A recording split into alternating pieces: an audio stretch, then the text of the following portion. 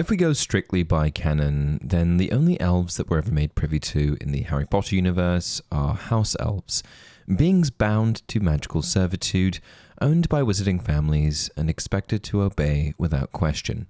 But in one of my previous videos, The History of House Elves, I introduced the idea that house elves are likely not a natural original species at all, but rather the end result of something that happened to elves long ago, before their enslavement. I think that there was a time when elves were not bound to masters, a time when they existed independently, outside of wizarding households. And while the books never confirm this outright, the broader context of the wizarding world makes the idea surprisingly reasonable. Because when you step back and look at the wizarding world as a whole, one thing becomes immediately clear. J.K. Rowling didn't invent these creatures in a vacuum. Trolls, vampires, giants, werewolves, centaurs, merpeople, pixies, and even unicorns, these creatures exist across countless mythologies and fantasy universes, and in nearly all of those other fantasy universes, elves exist too. Forest elves, wild elves, woodland elves, mountain elves, riverbound elves, the list goes on. So why in Harry Potter do we only ever see elves in chains? Today I'm going to try and answer a few difficult questions the books never explicitly address. Were house elves once something else entirely? Where did the wild elves go? And if there are other elves, just how many types are there? I'll give you a hint. There's at least one more type. Let's dive into it.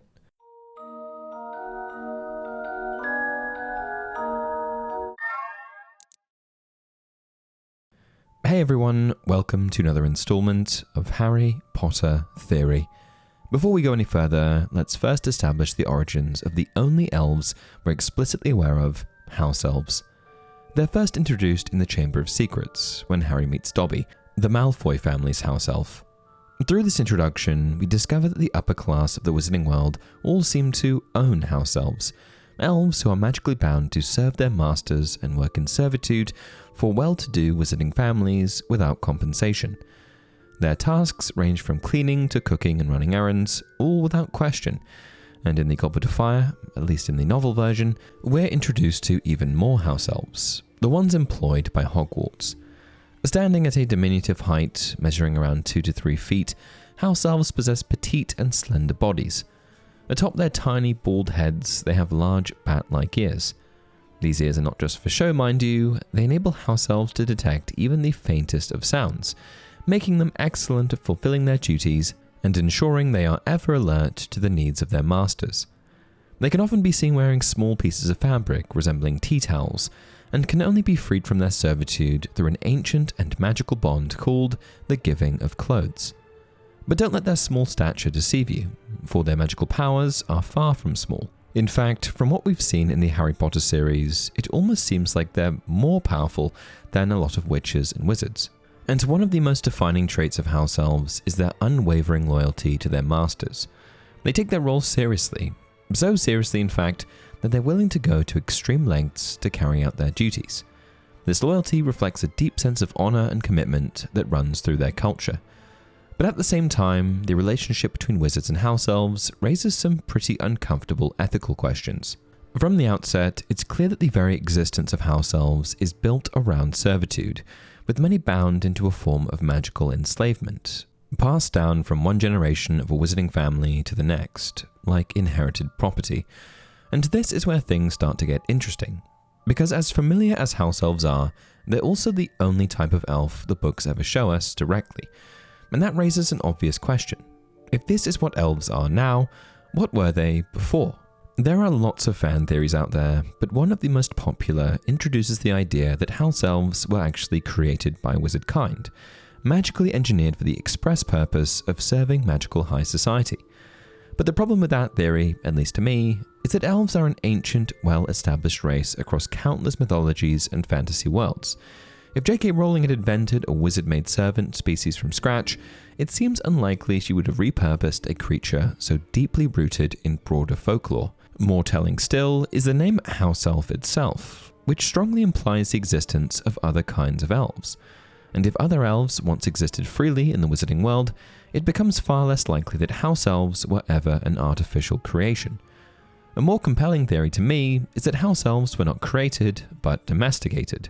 I think that long ago, witches and wizards may have crossed paths with wild elves, free, powerful beings living far outside wizarding society, and what likely started as a simple trade, protection in exchange for help, slowly turned into dependence. Over time, the elves who were more willing to serve thrived, while the more independent ones gradually disappeared. And across generations, social structures may have gradually shaped house elves into the form we recognize today, still immensely powerful, but bound to a role that has become culturally normalized. And if that is the case, then the fact remains that other elves do in fact exist. Interestingly, though the books do cover a lot of ground, there are many other creatures that do exist in the wizarding world, but barely get mentioned. Dwarves, for example, do exist in the Harry Potter universe, but only briefly, where they used to deliver Valentine's gifts and songs to Hogwarts students in the Chamber of Secrets. Lockhart clapped his hands, and through the doors to the entrance hall marched a dozen surly-looking dwarfs. Not just any dwarfs, however. Lockhart had them all wearing golden wings and carrying harps. And perhaps most relevant to this topic is the mention of elf-made wine, which is referenced twice in The Half-Blood Prince. "Of course you can," said Snape, sneering. "But in the meantime, bring us drinks. Some of the elf-made wine will do." And the first thing that this makes me question is which elves are making this wine. If Snape meant house elves, I imagine he would have just said house elves, as that's the term overwhelmingly used throughout the series. But I think it's at least worth pausing on the wording here. The fact that he simply says elves is unusual, and again, it subtly implies that house elves may not be the only elves wizards are aware of. This doesn't confirm the existence of other elf types outright, but it does suggest that house elf is a specific classification, not a catch-all term. And if that's true, then the wizarding world's understanding of elves may be broader and older than the books ever fully explore.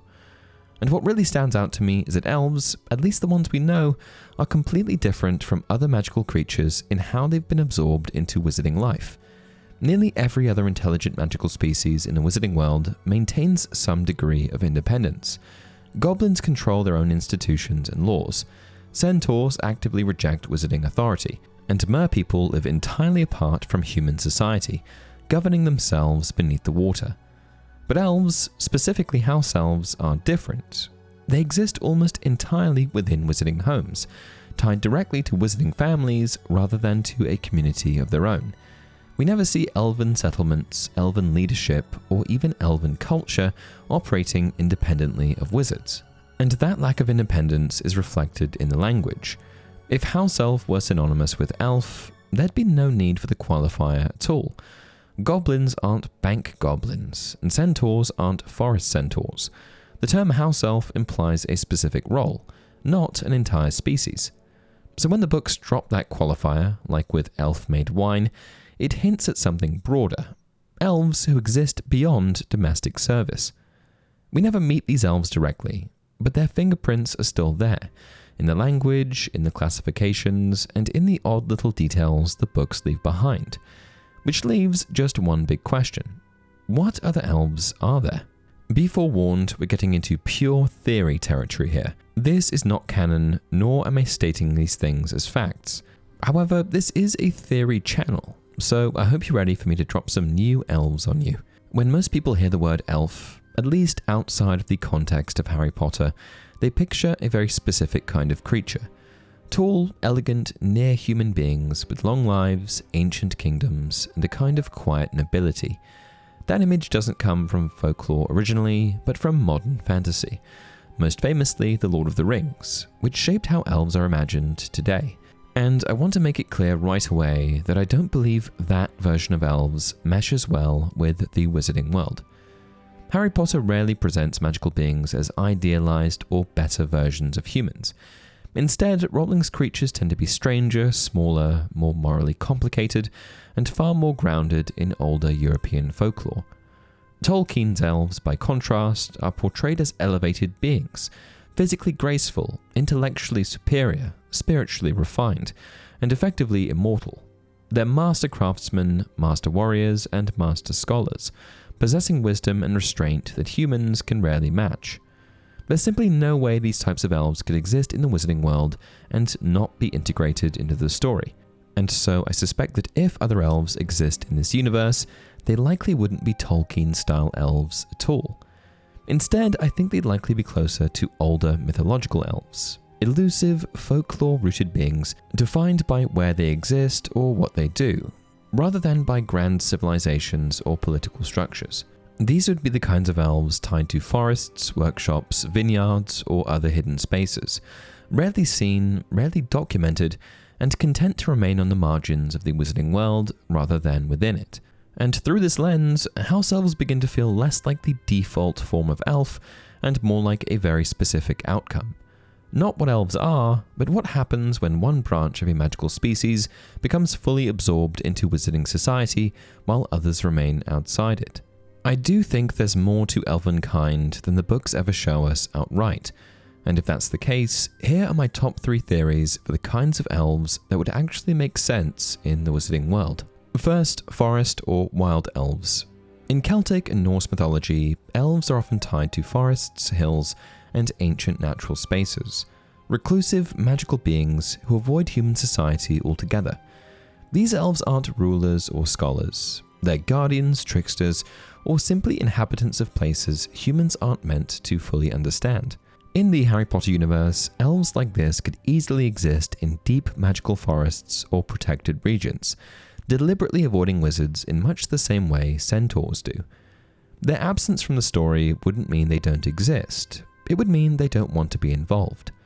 Visually, these elves would likely be smaller and less human-like than Tolkien's elves, but less uniform and domesticated than house elves, closer to nature itself, with appearances shaped by the environments they inhabit rather than by wizarding standards. Second, craft or artisan elves. Across European folklore, elves are frequently associated with specialized creation, brewing, smithing, baking, or enchanting. Unlike house elves, these beings aren't servants tied to a family, but independent producers whose work circulates without the elves themselves ever being seen. This maps almost perfectly onto references like elf-made wine.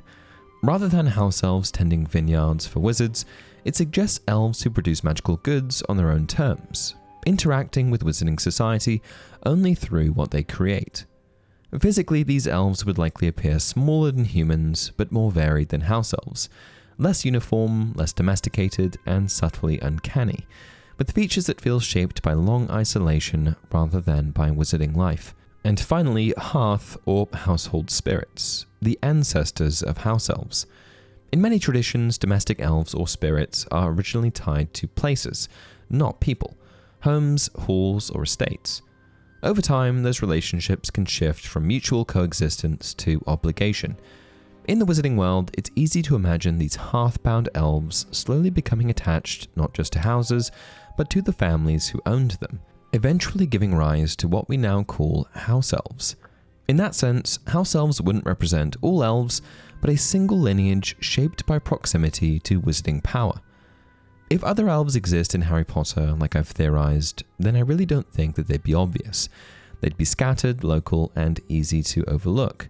Exactly the kinds of beings who would survive in the margins of wizarding history. Maybe I'm crazy. Maybe house elf is simply the term used for elves that are bonded to a wizarding family, and elves without a qualifier refers to those who aren't.